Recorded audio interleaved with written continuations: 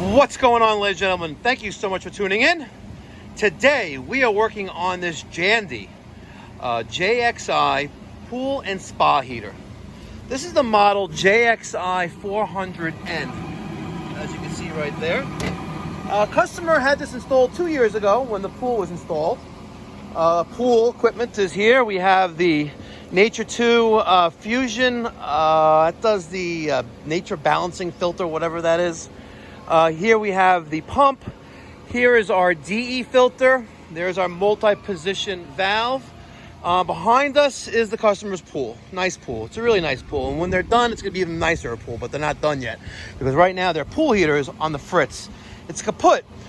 After a few cycles, you're going to get an error of ignition fault.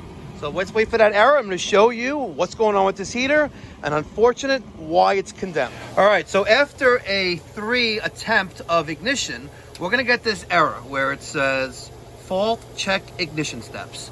And one of the things you can do is make sure we have a good hot surface igniter. It's not necessary to remove the front door of it, but I already did because I wanted to look at the electrical compartment. Here is the power conversion board. Here is our hot surface ignition control module. And this board right here is just the brains. You know, this is like all the signals from everything, and it works with all the sensors and things like that.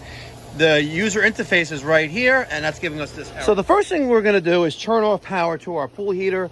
Unfortunately, the way this is wired is just wrong. The pool heater is wired into the pool pump. We verify that the power is off. I removed the screw from here, here, and there. This top cover is going to come off. And keep in mind, it is still attached with the wire to our user interface. So just make sure that you don't put too much extra stress on that. And I'll stand here, and I'm going to remove the 2 nuts that were right there and there. And we're going to check the hot surface igniter. We're going to do a visual inspection of this. And here we go. Daniel's first time checking out. Oh, yeah, wow. Check out that hot surface igniter. She's actually shiny. I don't know if you could tell in the camera, but it looks like there's a coating of glass on it. It looks wet. But is it wet? Nope, it's dry. Right? What we have here, we have a breach of the heat exchanger. That's right, Daniel. We have a breach of the heat exchanger. The heat exchanger is this round part right there. We have, in the middle, we have flame, right, which is our source of heat. And wrapped around that, we have tubes, copper tubes, or depending on what the version of the model is, we have these tubes that the water passes through, and the heat from the flame heats that water, and then it goes out. Daniel has an inspection camera because what we want to see is there anything going on inside the heat exchanger that we don't see that can cause this failure? So we have an inspection camera or electronic borescope. We're going to stick that in there, and we're going to take a peek at our video camera, and you can see we have a lot of white powder on the bottom there. And sorry for the glare on the screen. There you go. There's that white powder directly right there. That's the burner assembly itself.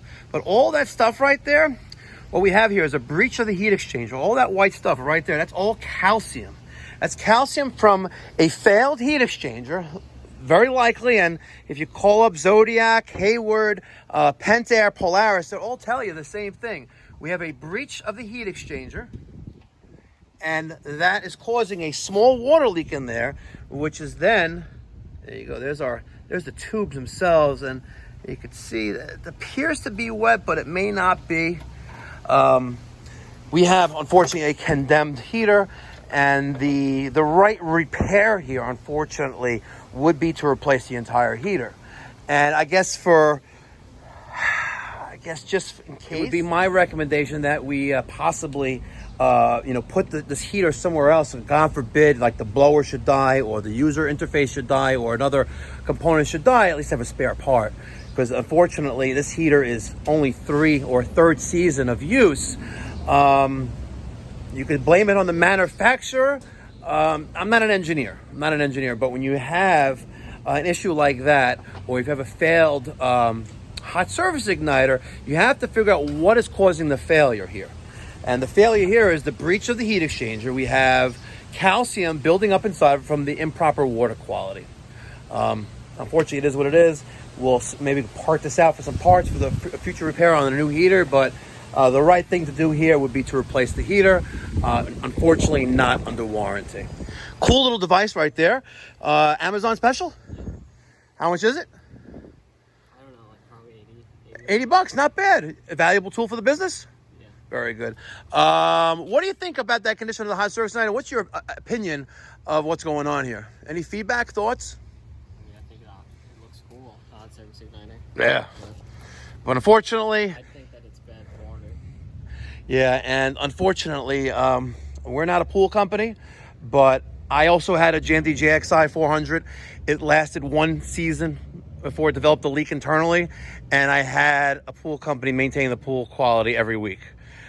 I still died, but now I'm, knock on wood, 4th year, thank God, no problems.